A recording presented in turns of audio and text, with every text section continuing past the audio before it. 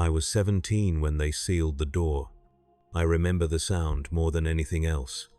Not the sirens, not my mother's voice calling my name through the crowd, not the smell of burning air pressing down from outside, just that sound. A hiss first, like something living giving up its last breath, and then the grind of metal teeth locking into place. 3 feet of reinforced steel sliding home. Final. Absolute. The Vault Overseer stood on the main platform wearing his blue jumpsuit, hands folded behind his back, watching us settle. 214 people, I counted later when I couldn't sleep. 214 faces crammed into the reception hall, some crying, some silent, all of us still dusted with ash from the world we'd left topside. "You are safe now," he said. His voice carried through the speakers embedded in the ceiling. Calm. Practiced. Vault 47 was designed to preserve the best of what we were. Within these walls, we will build what comes next. Someone near the back started clapping, then others joined. The sound bounced off curved metal walls and became something hollow, performative. I didn't clap. My mother squeezed my shoulder hard enough to hurt, and I understood the pressure meant approval was expected, so I brought my hands together twice and stopped. The Overseer smiled. "Orientation begins in 1 hour. Please proceed to your assigned quarters. Welcome home." Home. The word felt wrong even then, sharp-edged and borrowed, but I was tired enough not to care. We shuffled forward in a line toward the residential wing, following painted yellow arrows on the floor, and I thought about my bedroom back in the real world, the window that faced east, the water stain on the ceiling shaped like a hand, the loose floorboard where I'd hidden cigarettes I'd never worked up the courage to smoke. All of it ash now, melted glass and carbon shadow. Our quarters were a compartment barely wide enough for 2 bunks bolted to the wall, a narrow desk, and a steel locker. My mother took the bottom bunk without asking.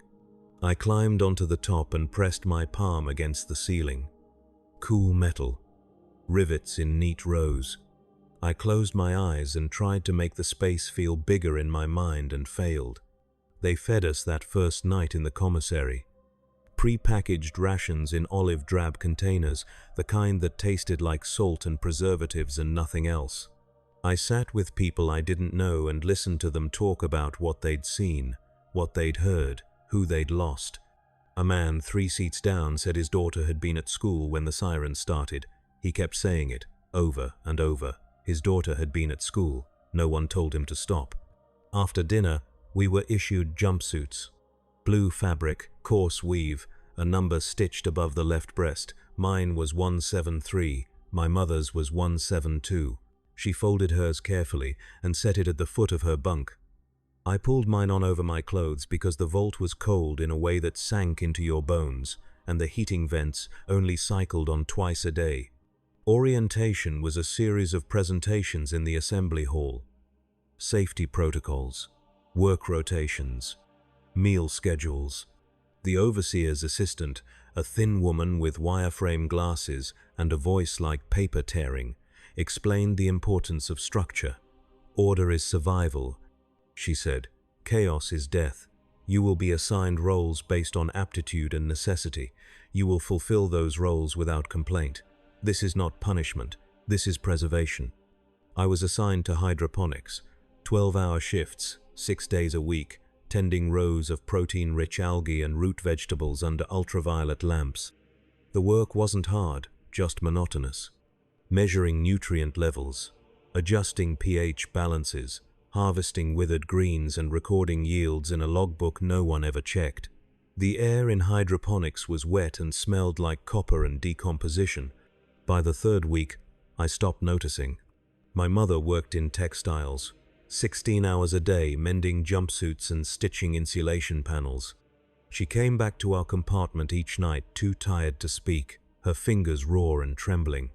I stopped trying to talk to her. She stopped looking at me. We became efficient strangers sharing a metal box. The vault had rules. So many rules. Some were obvious: no tampering with life support systems, no unauthorized entry into restricted sections, no violence. Others felt arbitrary. Lights out at 2200 hours, enforced by automatic dimming. No personal decorations in living quarters. No gatherings of more than 5 people outside designated recreation periods. Violations earned demerits. 3 demerits meant reduced rations. 6 meant reassignment to waste reclamation.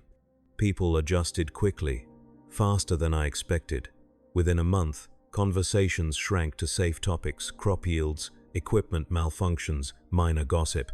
No one mentioned the world outside. No one asked when the door would open. It was as if we'd agreed collectively to forget there had ever been a surface, a sky, a sun. I tried to remember. At night, lying on my bunk, I would close my eyes and reconstruct the town where I'd grown up. The diner on 5th Street where they served coffee so weak it was almost transparent. The park with the broken swings, the smell of rain on hot asphalt. But memory is a muscle, and without use, it atrophies. Details slipped away, faces blurred, colors faded to uniform gray. The overseer gave speeches every Sunday in the assembly hall. Mandatory attendance.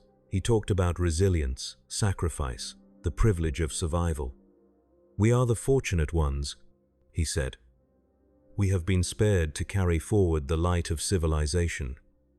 Every rule, every restriction, serves that purpose. Obedience is not submission.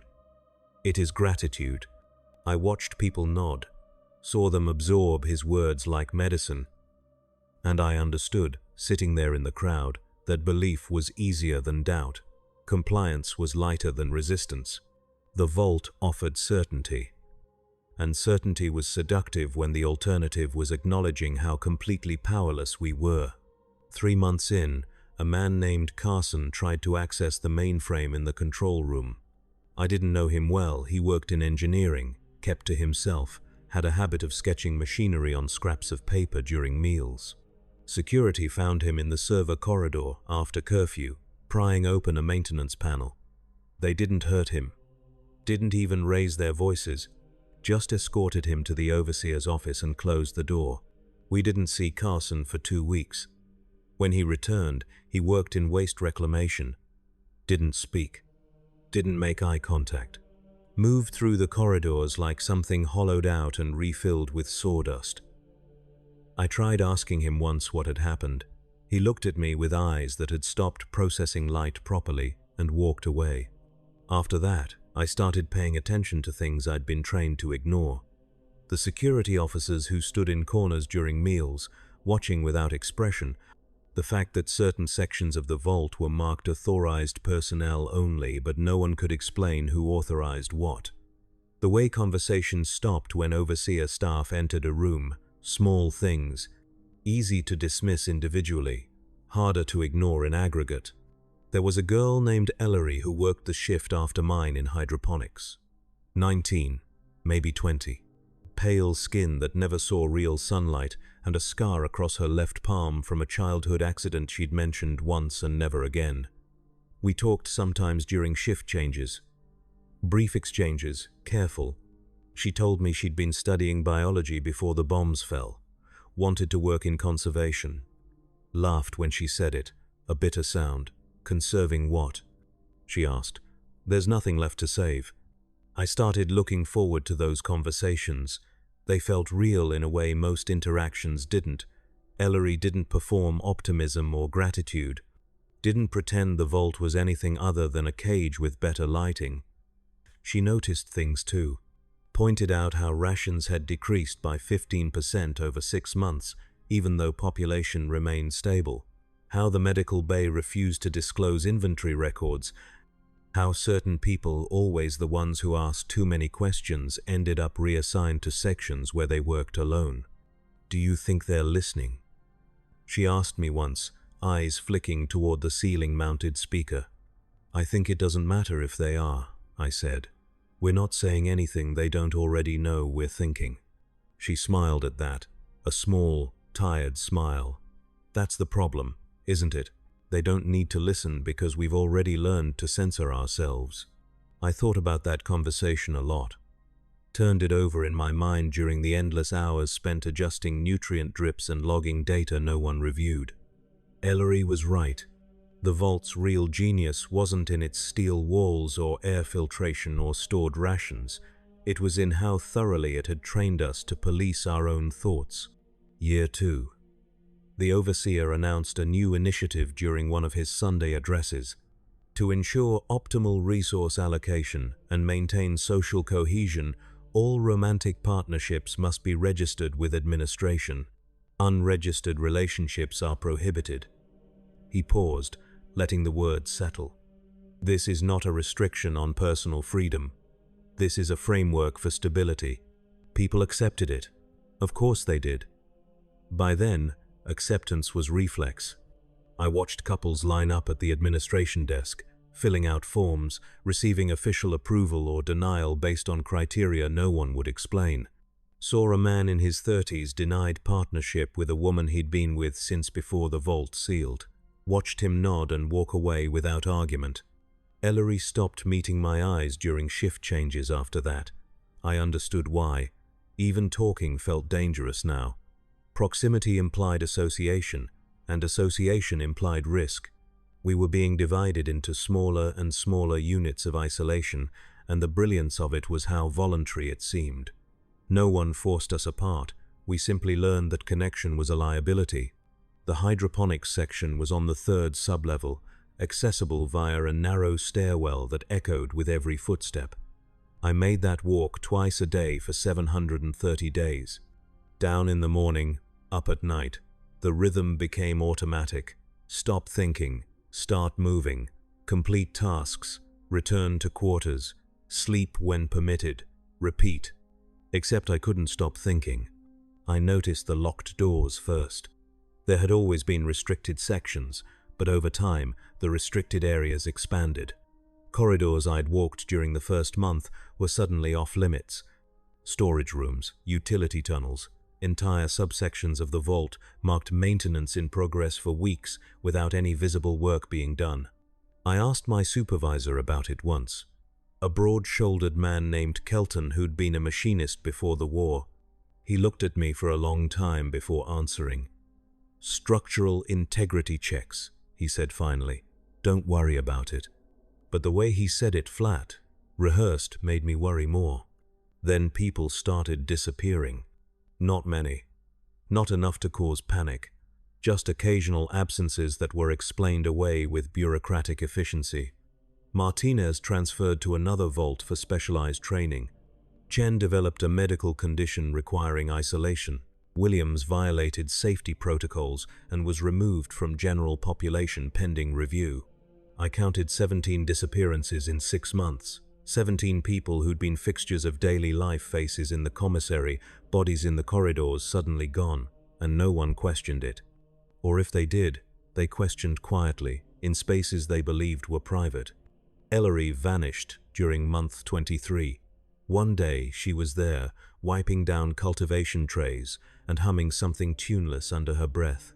The next day, her shift slot was filled by a quiet man named Davies who didn't make eye contact or speak. I asked around, carefully. No one knew anything, or no one admitted to knowing.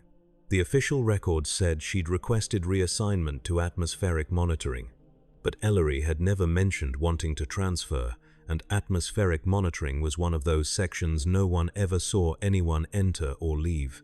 I went to the administration desk, waited in line for 40 minutes.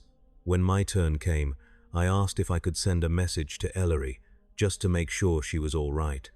The clerk, a woman with steel gray hair and a face like a closed door, didn't look up from her terminal. Unauthorized communication between sections is prohibited. I just want to know if she's okay. All personnel are accounted for and functioning within acceptable parameters. That's not what I asked.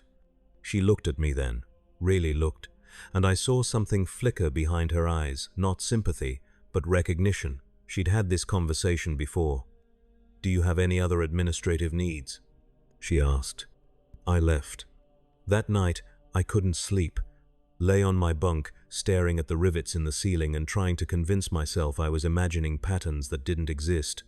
That the vault was exactly what it claimed to be, a preservation mechanism, efficient and impersonal. That Ellery was fine, that Carson was fine. That everyone who'd disappeared had simply moved to sections I didn't have access to, continuing their lives in spaces I couldn't see. But I didn't believe it. And worse, I couldn't afford to act on my disbelief. Because I'd learned the most important lesson the Vault had to teach. Survival required invisible compliance. You could think whatever you wanted, feel whatever you needed to feel, as long as you never let it show. The moment your doubt became visible, you became a problem, and problems were removed. So I went back to work, measured pH levels, recorded yields, exchanged pleasantries with people whose names I could barely remember, ate my rations, followed the rules, attended the overseer's speeches, and nodded at the right moments. And I started paying attention to things I wasn't supposed to notice. The security rotations, for instance.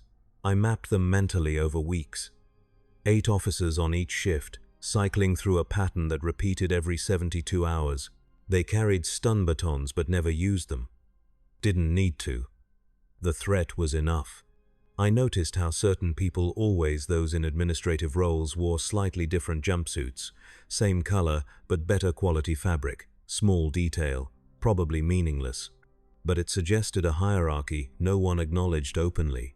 I noticed the surveillance equipment. Cameras in every corridor, every common space, every work area. I'd known they were there from the beginning, but I'd stopped seeing them. Now I couldn't stop. Black lenses mounted in corners, tracking movement, recording everything. The hydroponics section alone had 6 cameras, for a room where people grew vegetables. I started wondering what they were looking for. What kind of behavior triggered review? Whether my careful, invisible compliance was obvious enough to pass inspection, or whether scrutiny operated on metrics I couldn't anticipate. Year 3. A woman named Pasternak hanged herself in the textiles workshop. I didn't know her well, brief nods in passing. Nothing more, but her death rippled through the vault in strange ways. Not grief, exactly. More like confirmation of something people had suspected but refused to name. The overseer addressed it during his Sunday speech. "We mourn the loss of one who could not bear the weight of survival," he said. "Mental fortitude is as essential as physical health. Those struggling with despair should seek assistance from medical staff. We are a community. We do not suffer alone." But the medical staff were overseers too. Everyone understood that. Seeking help meant documenting weakness, and documentation lived forever in files you'd never see. Pasternak had probably known that, had probably weighed her options and chosen the certainty of ending over the uncertainty of intervention. I didn't judge her. I understood the logic too well. The textiles workshop closed for 3 days after her death. Sanitization, they said. When it reopened, there was a new banner hung above the main entrance. "Together we endure." The fabric was clean and bright, and the letters were perfectly straight. Someone had spent time on it, cared about presentation. I found that more disturbing than the suicide. My mother stopped speaking around that time, not to me specifically, to everyone. She worked her shifts, ate her meals, returned to our compartment, and lay on her bunk, staring at the wall. I tried asking if she was all right, tried initiating conversation about nothing, just to break the silence. She responded with nods or shakes of her head, minimal expenditure of energy. I wondered if she'd given up. If the vault had finally worn through whatever core of resilience had kept her functional. Or if silence was its own form of resistance, a refusal to participate in the performance of normalcy everyone else maintained. I couldn't decide which would be worse. The rations decreased again, subtly. Not enough to provoke complaint, just enough to keep everyone slightly hungry. Portions shrank by fractions. Meal periods shortened. The commissary started closing 10 minutes early, and anyone who arrived late was turned away without explanation. People got thinner. Not starving, the vault was too calculated for that, but hollow. Faces lost their softness. Skin pulled tighter over bones. We started looking like what we were. Organisms being kept alive at minimum viable expense. I asked Kelton about it once during a shift break. We were sitting in the break room, A grey space with metal chairs and a flickering light that no one had bothered to fix in months. "They're adjusting for long-term sustainability," he said, took a sip of water from a dented cup. "Better to reduce rations incrementally than face shortages later. Do we know how long we're supposed to be down here?" He looked at me. Something moved behind his eyes, calculation, maybe, or caution. "Does it matter? I'd like to know if I should expect to die in this place or just spend most of my life here." "Expectation is a luxury," he said, stood up, left the room without finishing his water. I sat there for a while after, staring at the cup he'd abandoned, thought about the word luxury, how it had been redefined to mean anything that wasn't immediate survival. Hope was a luxury. Questions were a luxury. Memory was a luxury. We were being stripped down to essential functions: work, eat, sleep, comply, and the reduction felt intentional, designed. Around month 38, I started seeing patterns in the disappearances. It wasn't random. I'd thought it was at first arbitrary selection, bad luck, wrong place, wrong time. But when I listed the names mentally and cross-referenced them with what I remembered about each person, commonalities emerged. They asked questions. Not aggressively, not publicly, but they asked, sought information, tried to understand systems they weren't supposed to scrutinize. Engineers who wanted to see maintenance logs, medical staff who questioned pharmaceutical inventory, people who'd noticed the same things I had and been less careful about hiding their awareness. And they were removed, quietly, efficiently, with plausible explanations that fell apart the moment you looked at them closely. I stopped asking questions after that, stopped initiating conversations, moved through my shifts like a machine executing pre-programmed routines. I made myself boring, predictable, beneath notice. It worked. Months passed and I remained unassigned, unreassigned, unexamined. I learned to make eye contact without seeing, to nod without agreeing, to exist in spaces without occupying them. But the cost of invisibility was erasure. I could feel myself dissolving, becoming less distinct. Thoughts that used to come easily required effort. Memories that had been vivid turned grey and thin. I was forgetting who I'd been before the vault, forgetting there had been a before at all. Sometimes, lying awake during the 4-hour sleep period, I'd try to reconstruct my old bedroom, the window, the water stain, the loose floorboard, but the details wouldn't cohere. I could picture elements individually, but couldn't assemble them into a coherent whole. It was like trying to remember someone else's description of a place I'd never actually seen. I started to suspect that was intentional too, that the schedules, the routines, the controlled environments weren't just about maintaining order, they were about erasing context. If we forgot the outside world, forgot that other ways of living had ever existed, the vault stopped being a prison.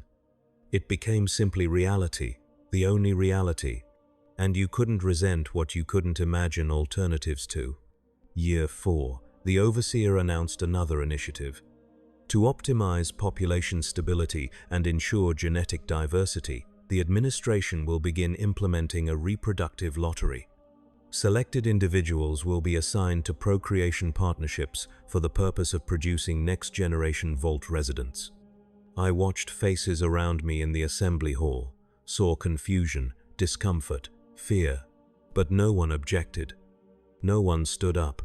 We'd learned by then that objection was futile, and futility was exhausting.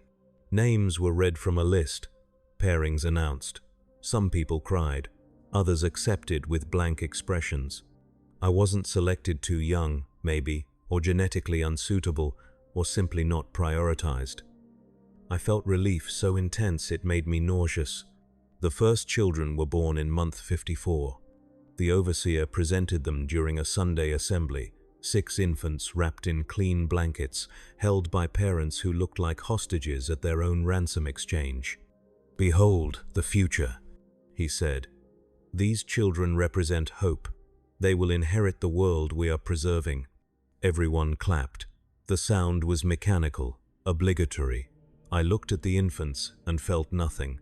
They were born into a system designed to categorize and control them from their first breath. They would never know sky or sunlight or the feeling of rain, would never make choices that weren't predetermined by administrative necessity. And we were supposed to celebrate that. Call it hope. I wondered what those children would think when they were old enough to understand. If they would accept the vault as natural because they'd never known anything else. Or if some part of them would recognize the wrongness instinctively, the way animals know when they're caged. My mother died in month 61. Heart failure, the medical report said. Sudden. Unexpected. She was 53. They gave me her personal effects in a sealed plastic bag. A wedding ring she'd never taken off despite my father being ash somewhere topside. A small notebook filled with lists, meal rotations, task schedules, nothing personal. A photograph so faded I could barely make out the shapes of 3 people who might have been us before. I didn't cry, couldn't. Grief required energy I didn't have. I folded the jumpsuit they returned to me and placed it in the locker beneath my bunk and went back to work the next day because there was no provision for mourning. Death was administrative. You filed the paperwork and returned to your assigned function. They reassigned me to a smaller compartment. Single occupancy, 4 feet by 7 feet, a bunk, a locker, a desk bolted to the wall. The silence was absolute. I'd spent years sharing space with someone who barely spoke, but her presence had been ambient weight, proof that I wasn't the only thing that existed. Now I was. I started losing time. Not dramatically, no blackouts or missing days, just a softening of temporal boundaries. Hours blurred into each other. I'd finish a shift and couldn't remember if it had lasted 6 hours or 12. Couldn't recall what I'd eaten that morning or if I'd eaten at all. It should have frightened me. Didn't. Mostly I felt nothing. Just the slow erosion of whatever mechanism had been keeping me tethered to sequential experience. Year 5. They started drilling. I heard it first during a shift in hydroponics. A low vibration that came up through the floor, rhythmic and persistent. No one else seemed to notice. Or they noticed and didn't comment. I pressed my palm against the ground and felt the pulse steady, mechanical, deliberate. It continued for weeks, sometimes louder, sometimes fainter, but always there, a bass note underlying everything. I asked Kelton about it. He said maintenance was reinforcing structural supports. Said it was routine. Said it in that same flat voice that meant I should stop asking. But structural supports didn't explain why the vibrations seemed to come from below the vault. Deeper. As if something was excavating downward rather than shoring up existing infrastructure. I started mapping the sound. Tracked when it was loudest, when it stopped, when it resumed. Established a pattern. The drilling happened during sleep periods, when most people were in their compartments, when they were least likely to investigate.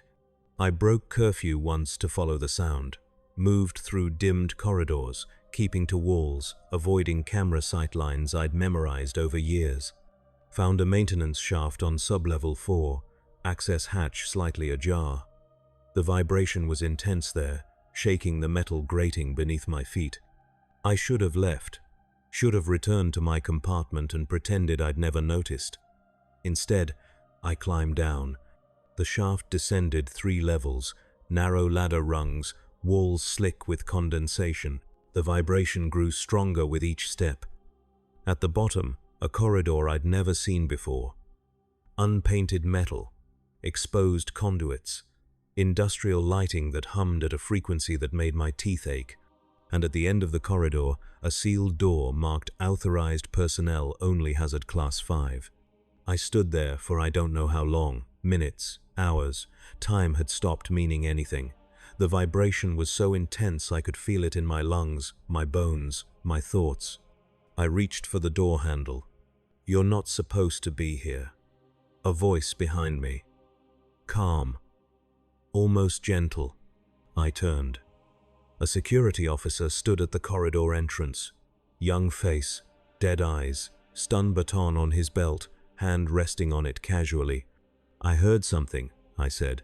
I was trying to find the source. "Maintenance operations," he said. "Restricted area. You need to return to residential." What are they maintaining? He looked at me for a long moment. Nothing that concerns you. Everything in this vault concerns me. I live here.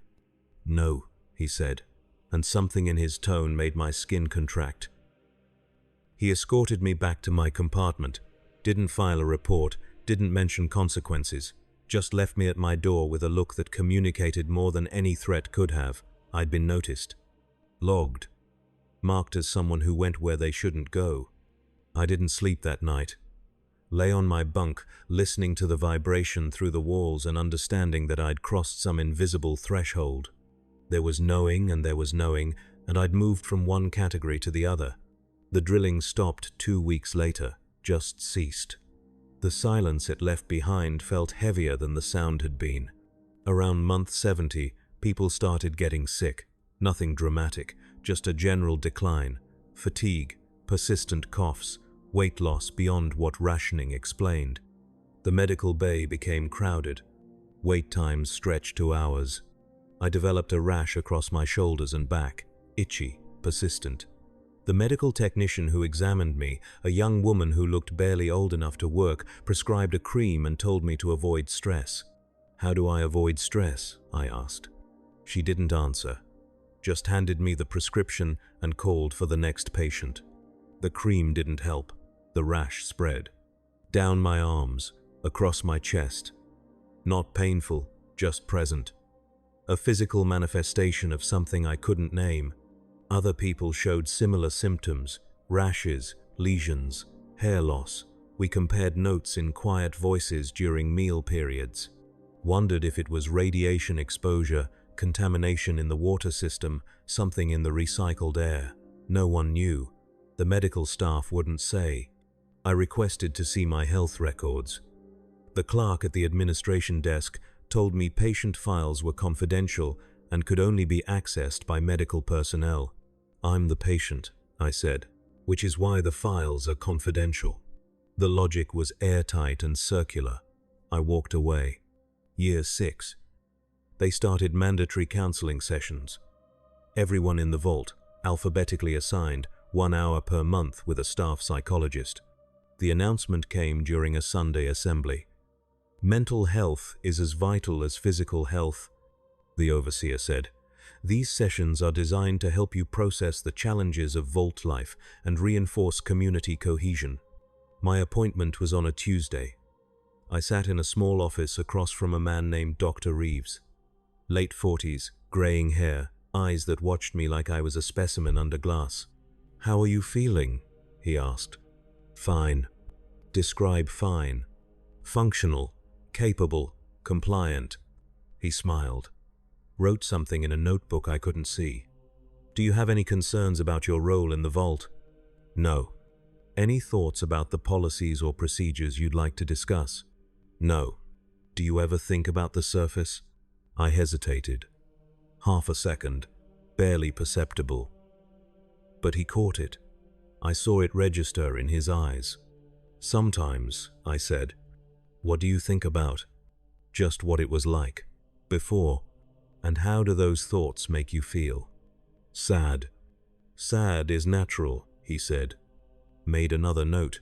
"But dwelling on the past can prevent us from embracing the present. The vault is your home now. Accepting that fully is essential for long-term psychological stability." "I accept it." "Do you?" "I'm here, aren't I?" He looked at me for a long time, then nodded. "Our session is concluded. Please return next month at the same time." I left feeling contaminated. He'd been probing for something specific, searching for signs of resistance, doubt, deviance, and I'd given him just enough truth to seem honest without revealing how deep the rot went inside me. The counseling sessions continued monthly. I learned to answer in ways that satisfied without committing, demonstrated acceptable levels of adjustment, performed mental health the way I performed compliance. Around month 80, I started noticing changes in the overseer's speeches, subtle shifts in language, less emphasis on preservation, more on permanence. Phrases like "our eternal home" and "the final generation of surface dwellers," and those who came before did not understand what we understand now. He stopped mentioning the outside world as something temporary, stopped suggesting the vault was a transitional space, started framing it as destination rather than shelter. And people absorbed it. I watched it happen. Saw the way younger vault residents, those who'd been children when the door sealed, nodded along without question. To them, the overseer wasn't rewriting history. He was simply describing reality. I was 34 by then, old enough to remember the sun, young enough that the memory felt increasingly unreliable. Sometimes I wondered if I'd invented it, if the warmth I thought I recalled was just neural static, my brain filling in gaps with fabricated sensory data. I tried holding on to specific moments. My 16th birthday, eating cheap cake in my backyard while wasps circled the frosting. A winter morning when ice had coated every surface and the world looked crystalline and breakable. The smell of gasoline and cut grass. The sound of wind through trees. But the memories were degrading. Losing resolution, becoming stories I told myself rather than experiences I'd lived. The vault was winning. Not through force, through time. Year 7. A man named Torrance was executed for sabotage. I didn't know him well. Engineer, quiet, kept to himself. According to the official report, he'd tampered with the water purification system, attempting to poison the supply. Security found him in the maintenance tunnels with chemical compounds and detailed plans. They held the execution in the assembly hall. Mandatory attendance. Torrance was brought out in restraints, face blank, and made to stand before the overseer. "You have violated the most sacred trust of this community," the overseer said. "You have attempted to destroy the very foundation of our survival. Do you have anything to say?" Torrance looked at us. 200 faces staring back. His eyes moved across the crowd, and I felt the weight of his gaze when it passed over me. "You all know what this place is," he said. His voice was steady, calm. "You know what they're doing to us, and you do nothing." Security activated his shock collar. He convulsed, went rigid, collapsed. The overseer continued speaking, but I couldn't hear the words.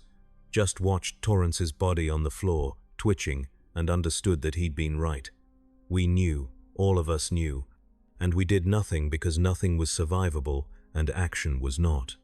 They removed his body. The assembly ended. We returned to our routines. No one spoke about it. Not during meals, not during shifts, not in the corridors. It was as if it hadn't happened, as if Torrance had never existed. I kept working, kept eating, kept attending counseling sessions and Sunday assemblies, kept performing the lie of adjustment. But something had shifted. Torrance's execution had been meant to reinforce control, but it had clarified the equation too explicitly. The vault didn't preserve us. It contained us, and containment required the constant, visible threat of violence. I started watching the security officers more carefully, studying their movements, their routines, their vulnerabilities.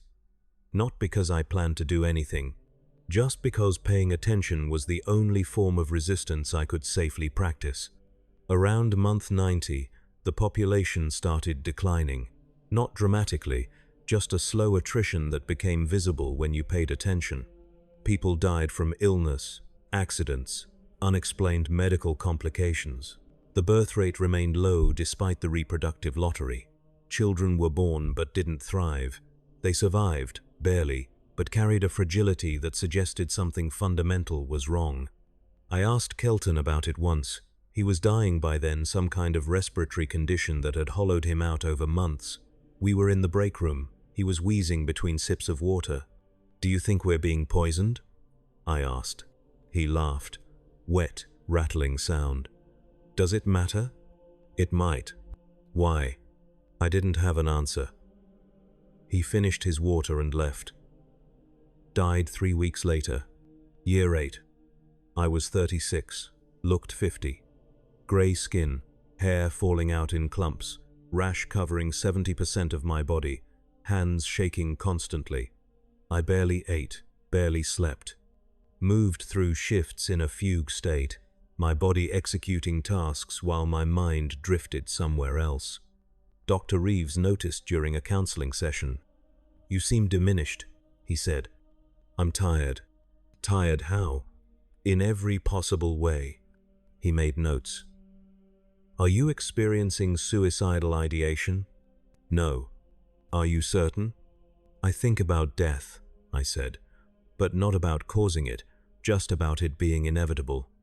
Death is inevitable for everyone, but some deaths are faster than others." He looked up from his notebook. "What does that mean?"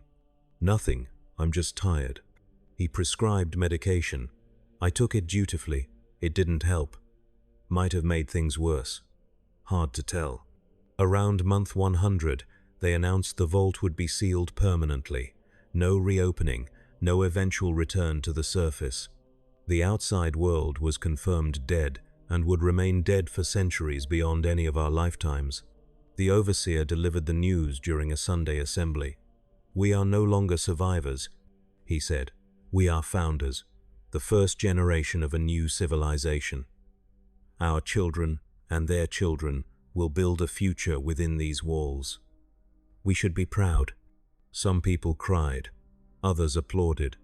Most just sat there, absorbing the information with the same blank acceptance we'd learned to apply to everything. I felt nothing. The news wasn't surprising.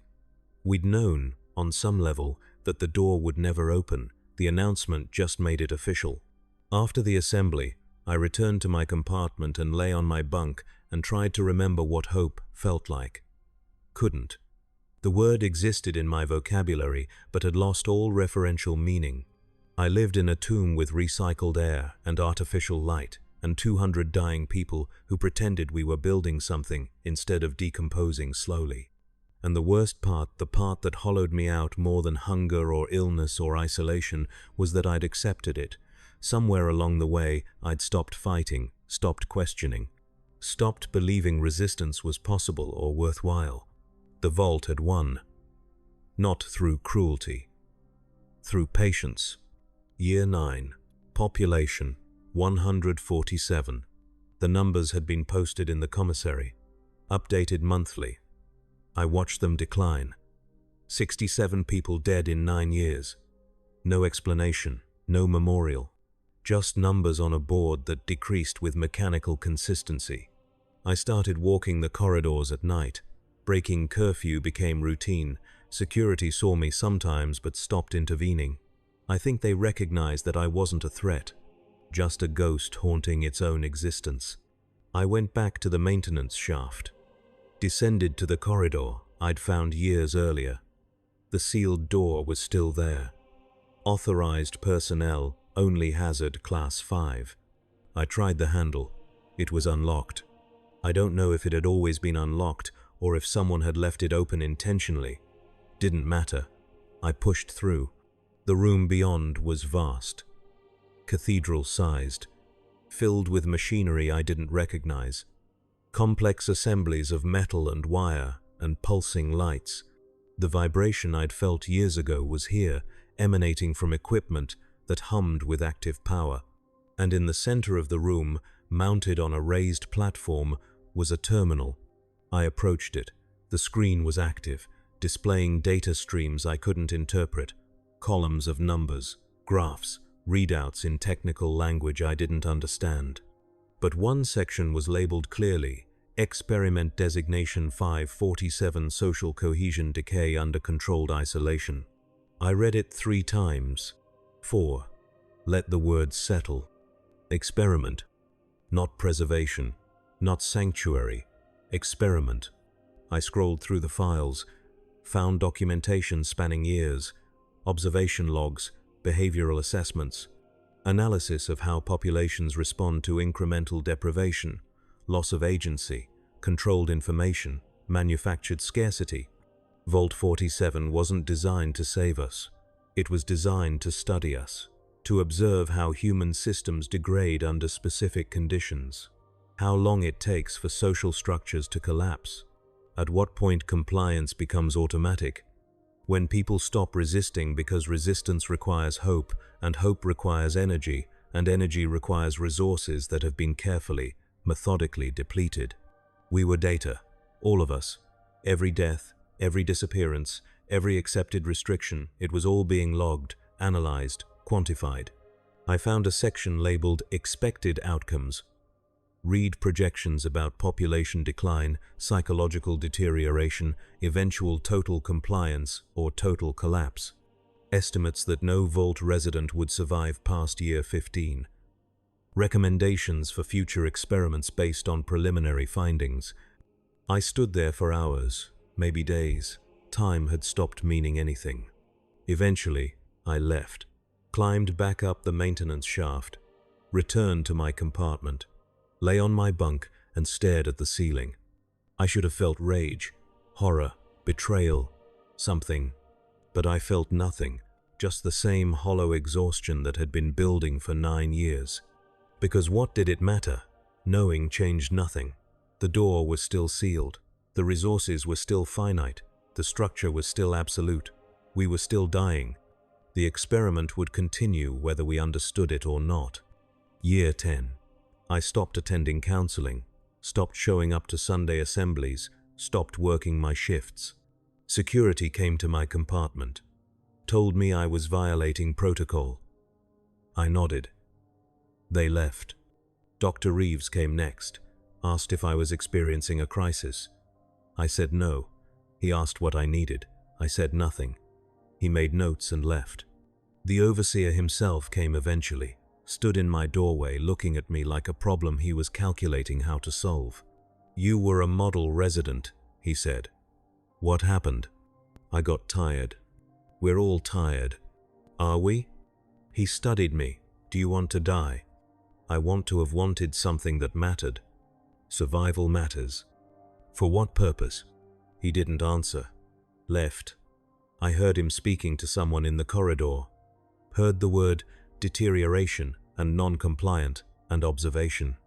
They didn't remove me, didn't reassign me, didn't execute me. I'd become irrelevant. A data point documenting terminal decline. I stopped eating regularly. The rash consumed my entire body. I developed sores that wouldn't heal, lost feeling in my fingers and toes, coughed constantly, wet and deep. Other residents avoided me in the corridors. I'd become visible proof of what happened when you stopped performing. A cautionary example. I didn't care. Around month 120, I went back to the experiment terminal, accessed the files again. Read updated projections. They expected total Vault failure by year 12. Predicted that social cohesion would collapse completely once population dropped below 100. Estimated that the final survivors would descend into violence or catatonia. I thought about telling people. Gathering the remaining residents and showing them the truth. Forcing them to confront what we were.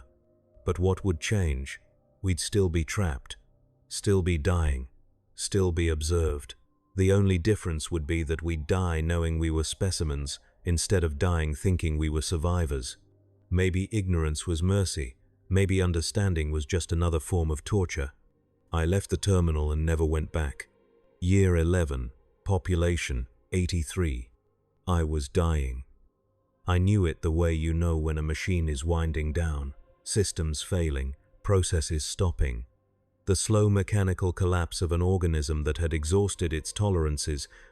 I spent most of my time in my compartment, occasionally ventured to the commissary for water, saw other residents, most of them in similar states of decline.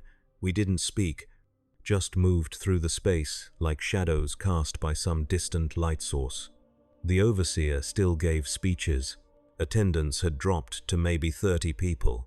He talked about resilience and community and the future.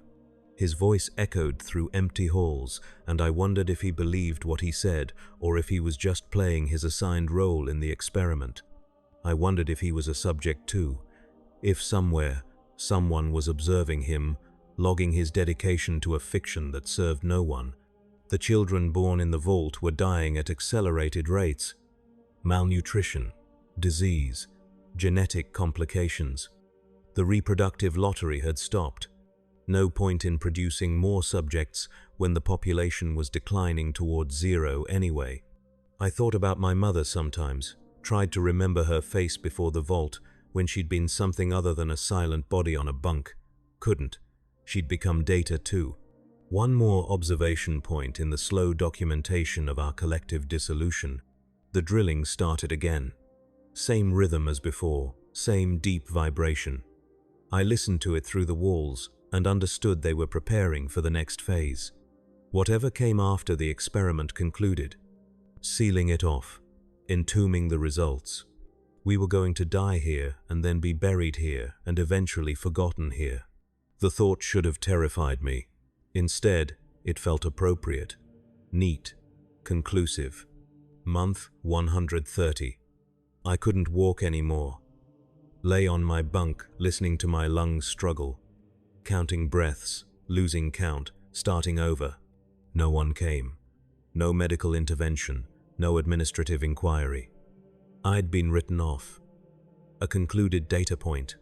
I thought about Ellery, about Carson, about Torrance and Kelton and all the others who'd disappeared or died or given up. Wondered if they'd understood what I understood now.